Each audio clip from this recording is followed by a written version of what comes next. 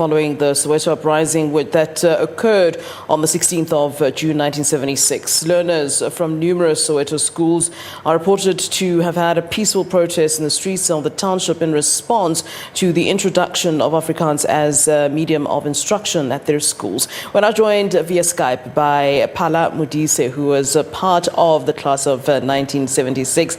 A very warm welcome to you, Ntate Modise. Thank you so very much for joining us here on SABC News on this very chilly June 16, 2020. I imagine the conditions were quite similar 44 years ago on this day. Yeah, good afternoon, Flo. Slightly better on this day 44 years ago. It was a bit sunny, but it was cold, but we were excited and jumping around. So I don't even remember a slightest worry about the weather that day. Now, you know, the importance of commemorating June 16 can never be understated in our country. What does this day mean to you? I mean, I believe you were 16 years old at the time. I mean, what was going through your mind as such a young man at the time and really having to understand the politics of the time and what was essentially being done to you?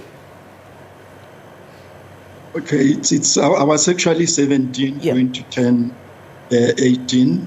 Yeah, if you're talking about now, what I think of it, it's always memories of what happened then and what could be by now. And I think we haven't reached where we believe we could be. But if it's in terms of that day then, it was just going to be an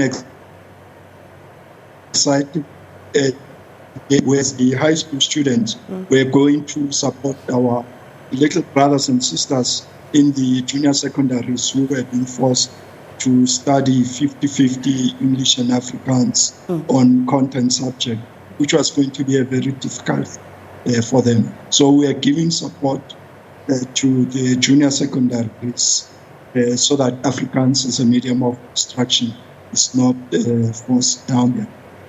Yeah.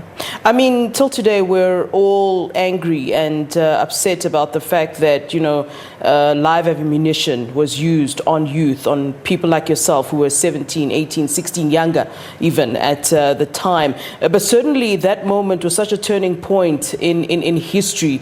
And one could argue that, you know, those circumstances had to happen for, you know, for that starting point to get out of this oppressive system.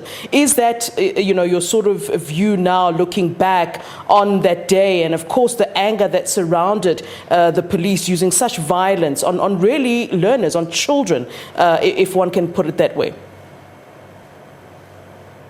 Yeah, when you reflect now, when you're part of history making, you don't, especially at that young age, you don't sit down back and think, you know what, this is a moment that's going to change the course of this.